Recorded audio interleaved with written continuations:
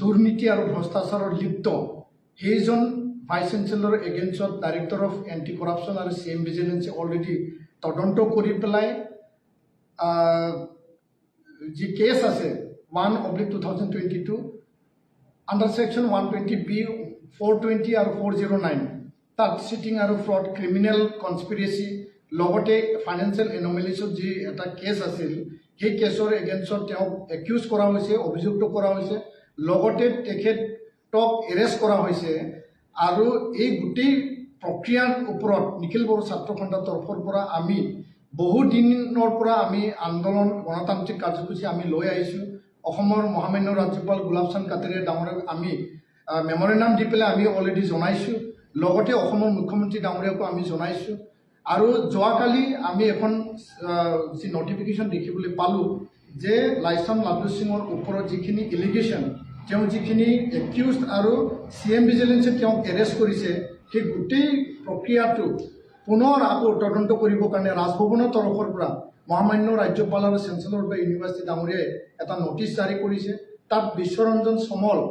additional chief secretary to the higher education government of আছামক অধ্যক্ষতাত তিনিজনীয়া এটা কমিটি গঠন কৰিছে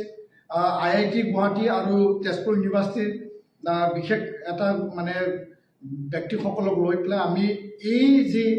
প্ৰক্ৰিয়া এই পদক্ষেপক ৰাজ্যপাল মহামান্য ৰাজ্যপালৰ পদক্ষেপক নিখিল বড়ো ছাত্ৰ সন্থাই আৰু বড়োলেণ্ডবাসী ৰাইজে আমি তেখেতক মানে আদৰণি জনাইছোঁ আৰু এই কমিটিয়ে ফ্ৰী এণ্ড ফেয়াৰ যাতে গোটেই ইয়াত যিখিনি মানে চিৰিয়াছ আৰু হাইনিয়াছ যিখিনি এলিগেশ্যন আছে যিখিনি তেওঁ ক্ৰাইম কৰিছে নিক্সন সিঙক তেওঁক অবৈধভাৱে ফাইনেন্স অফিচাৰক নিযুক্তি দিছে আনপিনিদি নীলকমল সিং ডাঙৰীয়াক তেওঁক অবৈধভাৱে তেওঁ ছাছপেণ্ড হোৱাৰ পিছতো ফুল চেলাৰী দিছে মেলোডি থাংজামক তেওঁ অবৈধভাৱে PhDত তেওঁ এডমিশ্যন কৰিছে আৰু কালভাৰ্ট বনোৱা মাৰ্কেট ছেট বনোৱা তাৰপিছত ৰাস্তা বনোৱাৰ নামত ড্ৰেইন বনোৱাৰ নামত সি যিখিনি কেলেংকাৰী কৰিছে সি যিখিনি দুৰ্নীতি কৰিছে গোটেই তদন্তৰ আওতাত আহিব আৰু সেইটো এটা ভাল তদন্ত হৈ পেলাই তেখেতে যে এই দুৰ্নীতিত লিপ্ত আছিল তেখেতে যে অভিযুক্ত তেখেতে যে ক্ৰাইম কৰিছে নিশ্চয় আমি এটা ভাল ফলাফল পাম আমি আশাবাদী আৰু এই কমিটিত টাৰ্মছ এণ্ড কণ্ডিশ্যনত লিখা আছে যে বিভিন্ন ব্যক্তিসকলক লগ ধৰিব আন বিষয় তাত লিখা আছে আৰু লগতে দল সংগঠনৰ লগ ধৰিব তো নিখিল বড়ো ছাত্ৰ সন্থাৰ তৰফৰ পৰা তেখেতসকলক যিখিনি তথ্য পাতি আমাৰ তাত আছে মজুত আছে এইখিনি আমি দিবৰ কাৰণে আমি তেখেতসকলক লগ ধৰিম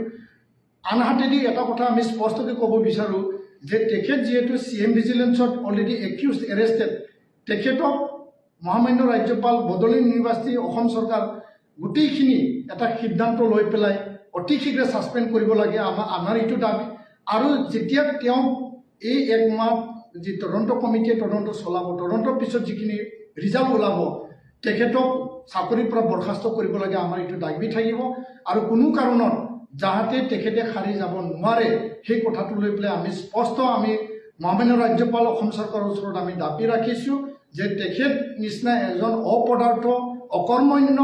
দুৰ্নীতি ভ্ৰষ্টাচাৰত লিপ্ত এই ব্যক্তিজনক ঐতিহ্য মন্দিৰ বড়োলেণ্ড ইউনিভাৰ্চিটিৰ VC হৈ থকা কোনো নৈতিক যুক্তি নাই নৈতিক অধিকাৰ নাই আৰু যিহেতু তেওঁ অভিযুক্ত তেখেতক পুনৰ এই মানে তদন্ত মানে প্ৰক্ৰিয়া আৰু চলাব লগা নাছিল বুলিহে আমি ক'ব বিচাৰোঁ যিহেতু ৰাজ্যপাল মহামান্য ৰাজ্যপাল ডাঙৰীয়াই এটা প্ৰক্ৰিয়াৰ মাজেদি যাব বিচাৰিছে তৎসত্ত্বেও আমি আহ্বান জনাইছোঁ কিন্তু তেখেত যাতে সাৰি যাব নোৱাৰে তেখেত যাতে কাৰোবাক ইনফ্লুৱেঞ্চ কৰিব নোৱাৰে তেখেত যাতে কাৰোবাক মানে মেনেজ কৰিব নোৱাৰে তাৰ কাৰণে আমি ছাছপেণ্ড কৰিব লাগে আমাৰ এইটোহে দাবী নহ'লে এই তদন্ত প্ৰক্ৰিয়াত তেওঁ কিছু বাধা